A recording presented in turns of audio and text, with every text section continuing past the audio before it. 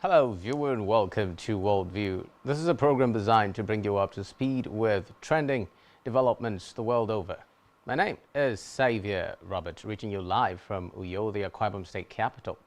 And on our top stories today, thousands of people rally in countries across Middle East and North Africa to protest against strike and hospital in Gaza Strip that killed nearly 500 people. Berlin's Jewish community shaken by two petrol bombs thrown at a synagogue amid spike in anti-Semitic incidents in some European countries. Pope Francis calls for all efforts to be made to avoid humanitarian catastrophe in Gaza. Details of these stories and more in a moment.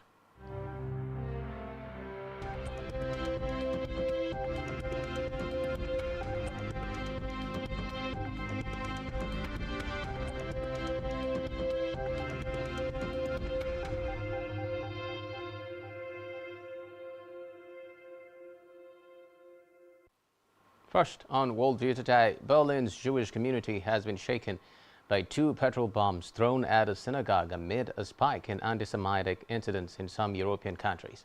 Police said two people threw burning bottles filled with liquid in what was described as attempted arson. It noted that the director said the community had felt very threatened in recent days, and German Chancellor Olaf Scholz expressed outrage at the attack. The violence broke out elsewhere in Berlin overnight during anti-Israel protests. Emergency services were attacked at the Brandenburg Gate, according to police. And the latest attacks came as Lebanon's Iran-backed militant group Hezbollah called for a day of rage over an explosion at a hospital in the Gaza Strip where hundreds of people were feared dead. The Central Council of Jews in Germany said Day of Rage was not just a phrase, but psychological terror that leads to concrete attacks. The synagogue also houses a community center, a kindergarten, and high school for 130 children. Moving on now, U.S. President Joe Biden has landed in Israel on a solidarity visit following Hamas attacks under the shadow of a blast at a Gaza hospital that has inflamed regional tensions. Israeli Prime Minister Benjamin Netanyahu personally welcomed Biden on the tarmac, putting his arms around the U.S. president, who then clasped his hands around Netanyahu in a sign of the newfound bond between the two leaders. Under unusually tight security, even for the U.S. president, Biden and Netanyahu chatted briefly on the tarmac at Ben Gurion Airport, surrounded by their guards, before their motorcade set off for a Tel Aviv hotel where they will hold talks.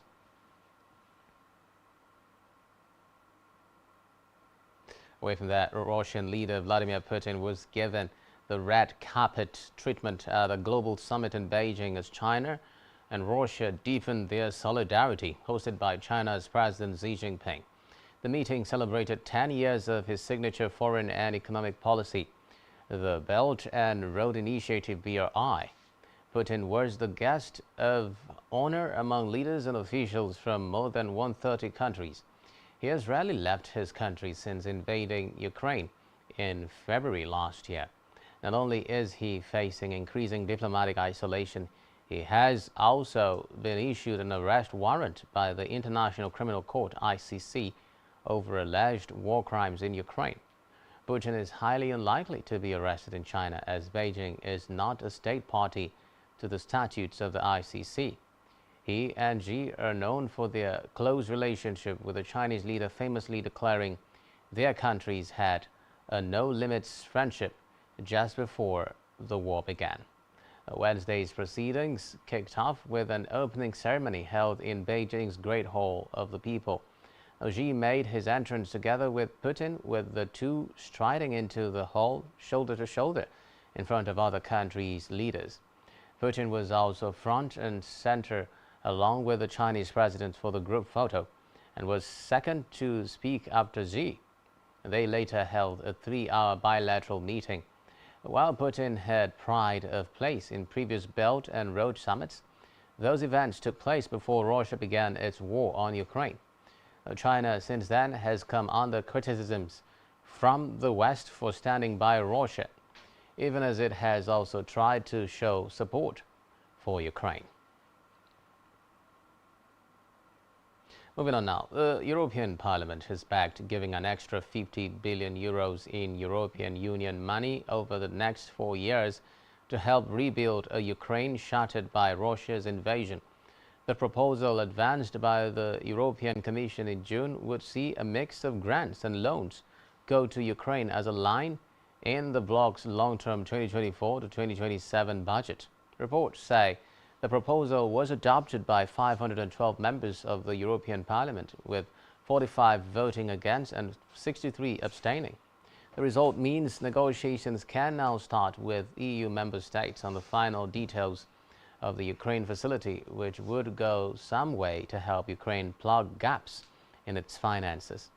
Once it is operational, the reserve will bring the European Union's overall multi-year financial commitments to Ukraine to more than 100 billion euros, making Brussels a vital source of support for Kiev. Elsewhere, Pope Francis has called for all efforts to be made to avoid a humanitarian catastrophe in Gaza and expressed concern at risk of a widening of the Hamas-Israel conflict. The 86-year-old said at the end of his weekly audience at the Vatican that the victims are increasing and the situation in Gaza is desperate. He did not explicitly mention the blast that tore through a hospital in Gaza, killing hundreds of people, and for which Israel and Palestinians have traded blame. Speaking in front of thousands of people in St. Peter's Square, he called for a day of prayer, fasting and penance on October 27, including a gathering in the evening at St. Peter's Square.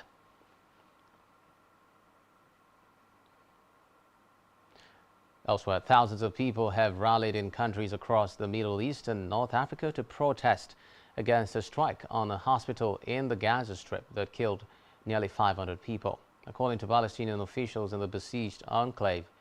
Now, following calls for a day of rage, people in Lebanon, Jordan, Yemen, Egypt, Tunisia, and the occupied West Bank took to the streets on Wednesday to denounce the hit on Al-Ali Arab Hospital and express their solidarity with Palestinians in Gaza.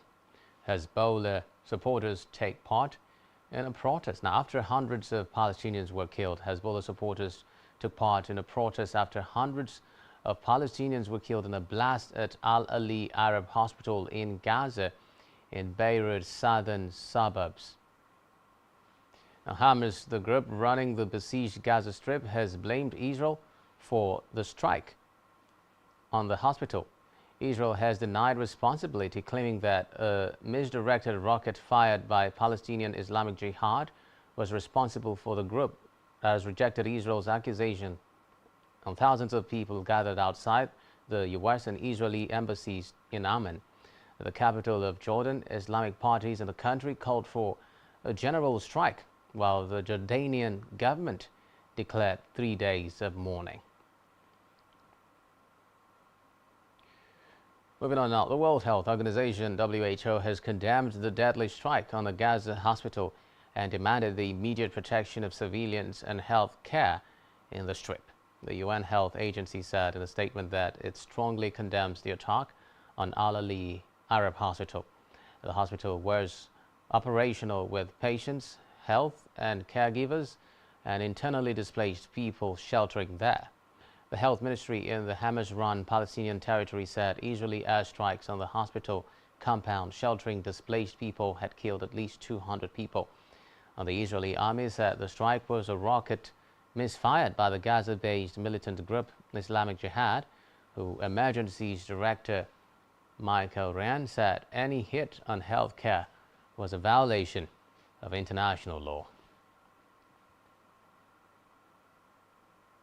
In the meantime, U.S. Secretary of State Antony Blinken has called on Palestinian President Mahmoud Abbas to offer condolences over a blast at a Gaza hospital and voice support for Palestinians' legitimate aspirations.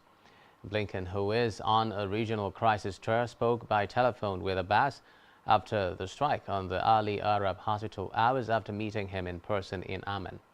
The State Department spokesman Matthew Miller said that Blinken called Abbas to express profound condolences for the civilian lives lost in the explosion at the hospital. Now, members of the Organization of Islamic Cooperation (OIC) should impose an oil embargo and other sanctions on Israel and expel all Israeli ambassadors over a deadly strike on Al-Ali Arab Hospital in Gaza. This is according to Iranian Foreign Minister Hossein Amiradollehian.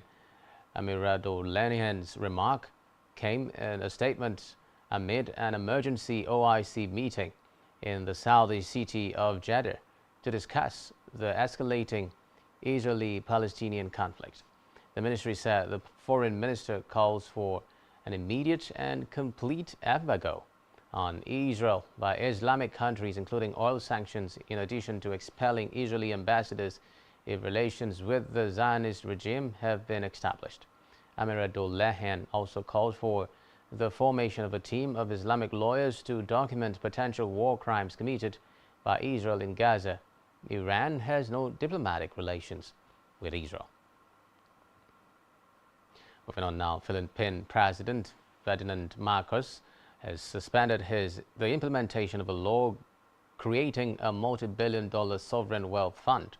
The surprise announcement came 3 months after Marcos signed off on the Maharlika Investment Fund Act, which critics said would put public money at risk. Recall that Marcos had pushed Congress for swift approval of the proposal for a $8.8 billion fund, which was filed by his son and cousin late last year.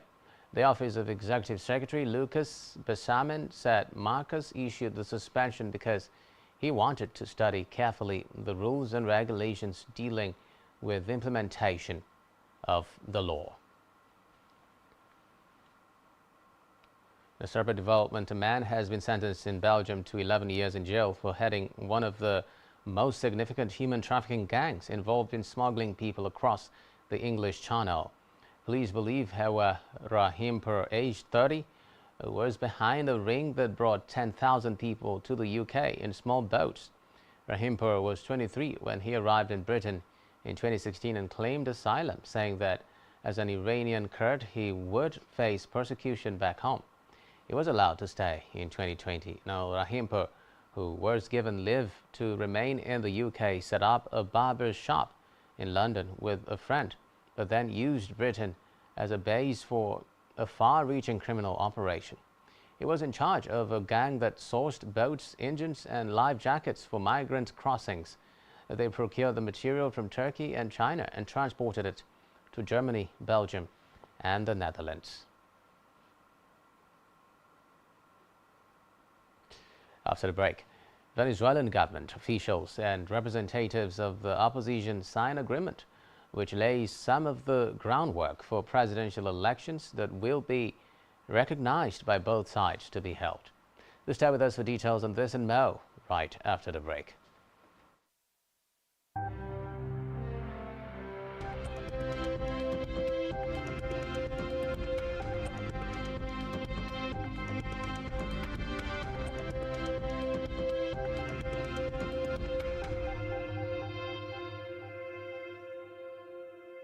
One truth not often told is about the transformation that Africa has undergone in recent decades. Africa is shaping its own destiny and should be referred to as the African opportunity.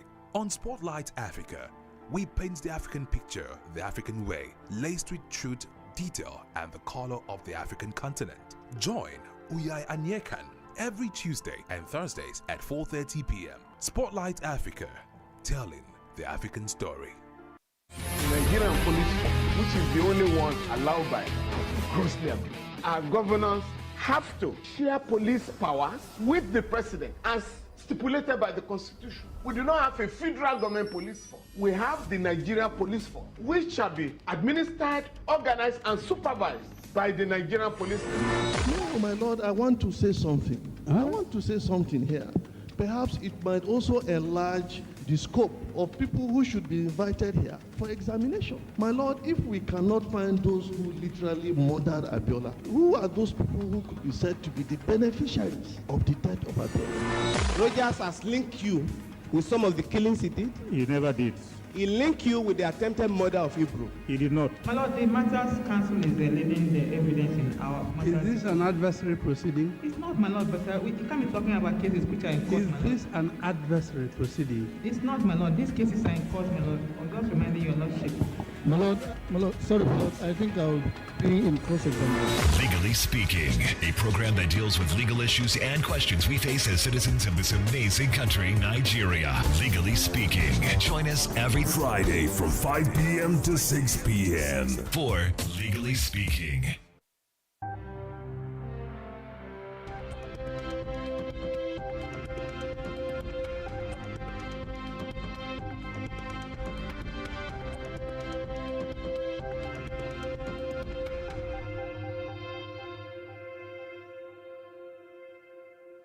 Many thanks for staying tuned.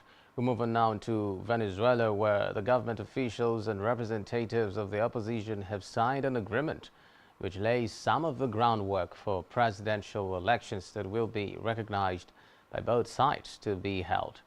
The government agreed to invite international observers to monitor the election, which has been scheduled for the second half of 2024. The 2018 election had been widely dismissed as neither free nor fair. The deal was signed in Barbados.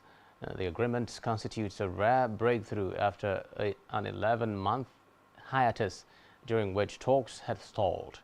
But analysts point out that it fails to address many of the issues which the opposition had been pushing to have resolved. There is no mention of a release of political prisoners or the lifting of a ban on the number of opposition candidates vying to run in the 2024 election. Elsewhere, a Turkish firm has cut power supplies to Guinea-Bissau's capital over an unpaid bill of at least $15 million, plunging the city into darkness. It has severely disrupted daily life, with even radio stations off air.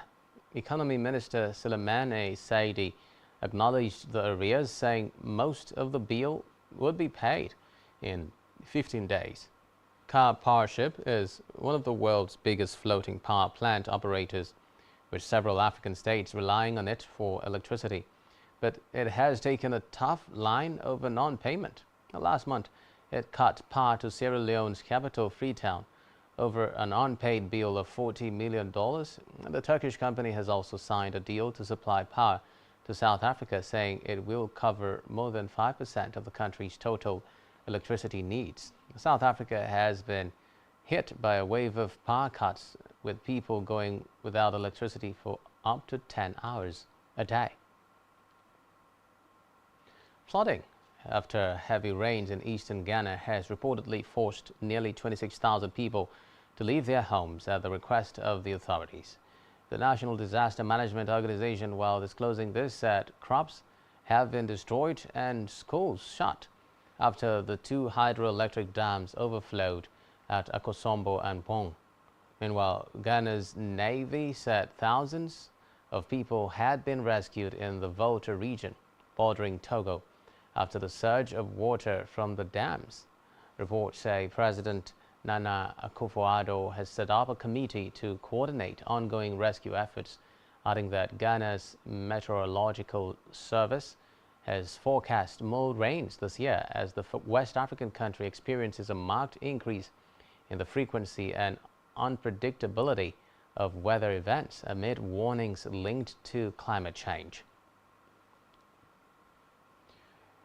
Moving on now, the United States has offered a $5 million reward for information on the whereabouts of a leader of the Somali jihadist group, Al-Shabaab. The State Department said that Abubakar Ali Aden, who was officially designated a terrorist by the United States in 2018, is the deputy commander of the extremist group. Reports say Somali President Hassan Sheikh Mohammed took office in May last year, vowing all-out war against the militants, who have also carried out deadly attacks in neighboring countries, including Kenya. The State Department added that the terrorist group continues to plot, plan, and conspire to commit terrorist acts against the United States, U.S. interests, and foreign partners. And finally, on Worldview Today, X, the social media site formerly known as Twitter, has begun charging new users in New Zealand and the Philippines to use the platform's basic features and aims to expand the annual fee to all new users globally. Under the trial, new users in the Philippines and New Zealand will have to pay about $0.75 and $0.85 respectively each year to be able to post and engage on X. Those who decline to pay will only be able to read posts, watch videos and follow accounts, according to the company. The company said in a statement that this will evaluate a potentially powerful measure to help them combat BOTs, that is bots and spammers, on X while balancing platform accessibility with the small fee amount. Bots are accounts run by computer programs rather than humans. The annual subscription is the latest in a string of controversial changes to the platform since billionaire Elon Musk bought Twitter last year for $44 billion, and thousands of employees have been fired. Content moderation cut and the blue tick, once used to identify verified accounts, given to anyone willing to pay $8 a year. In July, the company rebranded to X and dropped the blue bird logo that had come to symbolize what the platform was all about. X said the new fee would bolster existing efforts to reduce spam and manipulation of its platform and bot activity. With that, we wrap up our package for you on Worldview today. Do ensure to follow us on social media and subscribe to our YouTube channel, all of which you can find on our website, spectrumtv.ng. You've been watching Worldview on Spectrum TV. My name is Xavier Robert. Do enjoy the rest of our programming today. Bye for now.